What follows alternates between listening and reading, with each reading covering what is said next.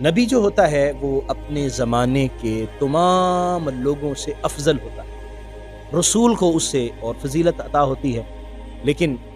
غیر نبی کبھی بھی نبی سے افضل نہیں ہو سکتا۔ یہ ایک اصول اور قاعدہ اپنے ذہن میں رکھ لیجئے، کبھی بھی غیر نبی نبی سے افضل نہیں ہوتا، ہمیشہ اللہ تعالیٰ نبی کو ہی افضل بناتا ہے۔ ہاں، ایک نبی دوسرے نبی سے افضل ہو سکتا ہے، اور نبی سے رسول افضل ہو سکتا ہے، اور رسول سے اولو العزم رسول افضل ہو سکتا ہے، لیکن یہ فضیلت ساری انبیاء کے درمیان ہے۔ باہر کا کوئی بھی بہت بڑا ولی کیوں نہ ہو، بہت بڑی بزرگ ہستی کیوں نہ ہو، جہاں پر تمام اولیاء اور تمام اللہ کے نیک بندوں کے مقامات اختتام پہ آتے ہیں، وہاں پر